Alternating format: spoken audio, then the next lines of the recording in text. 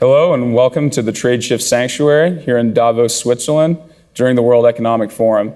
Here at Tradeshift, we've partnered with CNBC to bring a week's worth of programming covering the theme of responsive and responsible leadership. I'm here with Ozwald Boateng, Hello. world famous designer. Very exciting to have you in the studio today. Thank you very much. Just want to kind of jump right into it. The theme of responsive and responsible leadership, and what does that mean to you in the fashion industry?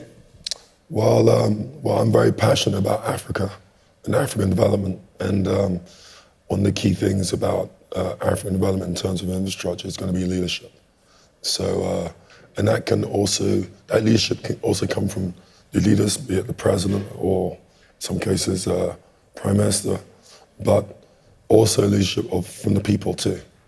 One of the big things in Africa is the youth. It's a huge population of young people.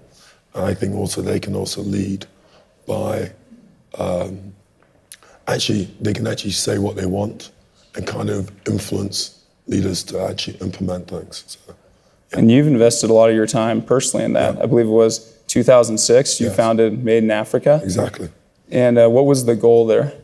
Well, the main goal of Made in Africa really is two things. First, to encourage infrastructure development across Africa, because there's a huge infrastructure gap in Africa, something like $4 trillion a year that's going to be required to build it out. And the idea of the foundation was to create a vehicle that sort of stimulates that investment inward, because there's a huge perception issue in Africa. So usually it's very easy to raise capital to invest in infrastructure. But in Africa, it's very difficult, mainly because of perception. Everyone feels that if the money goes in, how do they get it out? Or corruption issues. And Made in Africa's role really is to kind of help create a new image of Africa. And so when you're thinking about that image, does a lot of it have to do with actually, using local products or working with local suppliers to enable them to participate in the global supply chain? Well, if you think 60% of all the undiscovered resource on the planet sits in Africa, it kind of sort of says it for itself, right? So there is a need to start developing the industry on the ground. That will create jobs, create a more optimistic future for the youth, because they're also very impatient and they want to change. So no, the opportunity in Africa is phenomenal. And actually, in truth, the opportunity in Africa is also a world issue. If you say 60% of all the resource on the planet that's undiscovered, that's huge. Absolutely. So if it's managed correctly, it affects everybody. So it seems like one of the big issues there is really enabling, transparency and giving people, that vision into what's actually happening on the ground. Exactly. I mean, transparency is key, but also the other issue is perception. You see, I've been at Davos, I've been having a few meetings, and even people who are who know Africa well, been maybe 12 countries, will talk about Africa in the context of, a corruption and it being unstable. And I said, well, name me some countries that have these issues. Yeah. So you mentioned 3 countries. I said, in Africa there's 54. So there is a real issue of perception. And so no one really fully understands even the size of Africa. It's 32 million square kilometers in size. It's massive. Kind of for Europe, US, China, India, and there's a lot of change, So it's really big. And so Made in Africa's role as well is to kind of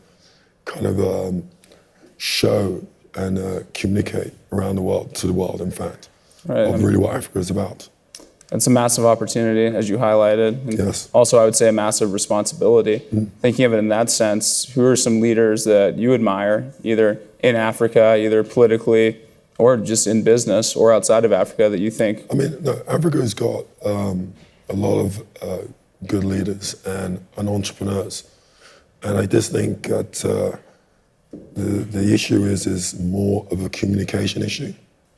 I mean, let's not even talk about the obvious leaders, just, young people on the street and how they use mobile phone technology to get through their day.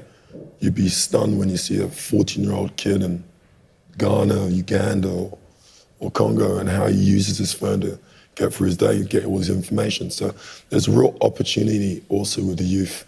And I say that because I keep going on about the youth because the population of Africa is 1 billion, right? And 60% of that is under the age of 21. So it's there's a real need to communicate to them and let them feel a part of Africa's future. So again, Made in Africa is very much about that.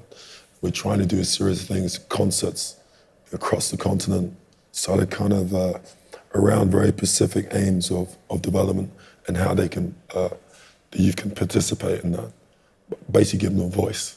Absolutely. And then flipping over more to your business life, clearly materials are so important to what you do. Absolutely. How do you make that decision and what goes into the thought process when you're selecting cloth? Well, because I'm at the luxury end of the business, I'm based in the UK. I try to use as many English fabrics as possible, but I kind of fuse traditional English fabrics with kind of my African heritage. It's something I had not done in my early part of my career, but I'm feeling more and more that it's I want to do it now. And so I've created these very interesting fabrications where I've taken something very traditional to my roots, like a kente cloth, infused it with a very traditional British cloth, like a British tweed, and I've combined the two. So both have huge heritage, because kente cloth, in terms of Ghanaian heritage, has been around for centuries, and equally British tweed. so it's quite interesting to fuse the two together. A little cultural collision. Yeah, and that's something I think I've always done as a creator. When I first came to Savile Row and decided to open a shop in Savile Row, I knew that this was a very traditional skill that was going out and dying out as a trade. And I knew I could bring some new life to it. And so at that time, the concept was taking traditional themes and making them modern. And so, and I knew by doing that, I could also influence on a greater scale outside of the row. I knew I could influence culture because you can actually do that. Because when you take something that has a long history and you don't break away from it, you kind of evolve it into something new, then it becomes sustainable. Was there pushback? Initially, there was a pushback. Yeah, absolutely. Usually when there's change, there's always pushback. But when they understood that how much I respected the origins of tailoring and the tradition of it, and you could actually see it with my work, there was that level of respect, then it was understood that I was actually good for business. Absolutely. And I was kind of responsible for injecting new life into tailoring and making it fashionable. And just bringing that respect and understanding of the history. What's kind of interesting, I think, is, what you do is so one-to-one and handcrafted.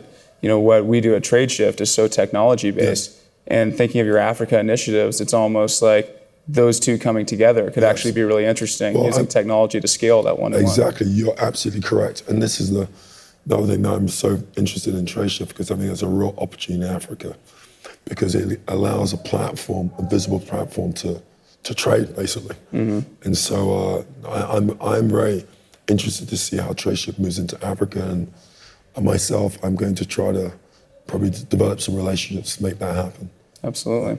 And then I know you have a flight to make, so yes, exactly. We'll wrap it up real quick. Usually here. I'm in my suit. This is my flight gear. Well, you still look amazing, no worries there. Thank you very much. But if you were to say, investing in the youth, responsible leadership, what's the one thing we should be focusing on in 2017? Sorry, in terms of investing in the youth and bringing that transparency as global leaders here in Davos, what's the one thing we should be focused on headed into 2017? That's interesting. Well, obviously I always come from an Africa perspective because that's where my drive is. Obviously technology in Africa is having a huge effect because virtually everyone has a mobile phone. And so probably the thing is trying to find ways to probably connect with the individual more than what's already happening. I feel it is, but I think there's got to be another way to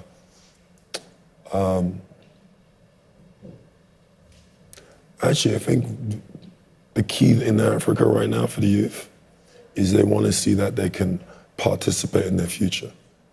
And I think if there's a way to connect that, then I think that would be my big message. Agreed. I think you're spot on. Well, you heard it here. Trust, transparency, participation. We're at the Tradeshift Sanctuary with Ozwald Boateng. Thank you, Oswald. Thank you very much. Thank you. Appreciate it.